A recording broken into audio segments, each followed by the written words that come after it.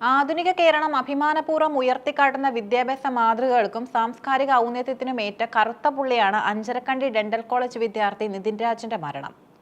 നിതിൻ രാജിന്റെ വസതി സന്ദർശിച്ച ചാണ്ടിയുമ്മൻ MLA നടത്തിയ പ്രതികരണങ്ങൾ വെറുമൊരു രാഷ്ട്രീയ പ്രസ്താവനയല്ല, മറിച്ച് കേരളത്തിലെ ഉന്നത വിദ്യാഭ്യാസ മേഖല നേരിടുന്ന ഭയാനകമായ ചില യാഥാർത്ഥ്യങ്ങളുടെ നേർക്കാഴ്ചയാണ്. നിതിൻ രാജിന്റെ മരണം ആധുനിക കേരളത്തിന് അപമാനമാണെന്ന അദ്ദേഹത്തിന്റെ വാക്കുകൾ ഓരോ മലയാളിയിലും ഗൗരവകരമായ ആത്മപരിശോധനയ്ക്ക് വഴിവെക്കുന്നു. നിതിൻ രാജിന്റെ മരണവുമായി ബന്ധപ്പെട്ട അന്വേഷണത്തിൽ കേരള പോലീസ് പുലർത്തുന്ന സമീപനം അങ്ങേയറ്റം പ്രതിഷേധാർഹമാണെന്നും ചാണ്ടിയുമ്മൻ ചൂണ്ടിക്കാട്ടി. ഒരു മരണം നടന്ന ദിവസങ്ങൾ പിന്നിട്ടിട്ടും നിതിൻ രാജിന്റെ സഞ്ചയന ചടങ്ങുകൾ നടക്കുമ്പോൾ പോലും കുറ്റവാളികളെ നിയമത്തിന് മുന്നിൽ എത്തിക്കാൻ പോലീസിന് കഴിഞ്ഞിട്ടില്ല എന്നത് നീതിന്യായ വ്യവസ്ഥയോടുള്ള വെല്ലുവിളിയാണ്. പോലീസിന്റെ ഭാഗത്തു നിന്നുണ്ടായി മെല്ലെപ്പോക്ക് പ്രതികളെ സംരക്ഷിക്കാനുള്ള ബോധപൂർവമായ നീക്കമാണോ എന്നും അദ്ദേഹം സംശയിക്കുന്നു. സാധാരണക്കാരന്റെ പരാതികളിൽ ഉടനടി നടപടിയെടുക്കാൻ മടിക്കുന്ന പോലീസ് സംവിധാനം, ക്യാമ്പസുകളിൽ സ്വാധീനശക്തി ഉള്ളവരെ വിരൽ ചൂണ്ടാൻ ഭയപ്പെടുന്നത് ജനാധിപത്യ സമൂഹത്തിന് ഭൂഷണമല്ല. തെളിവുകൾ നശിപ്പിക്കപ്പെടാനുള്ള സാധ്യത നിലനിൽക്കെ അന്വേഷണ ഉദ്യോഗസ്ഥരുടെ ഭാഗത്തു നിന്നുള്ള വീഴ്ചകൾ ഗൗരവകരമായി തന്നെ കാണേണ്ടതുണ്ട്.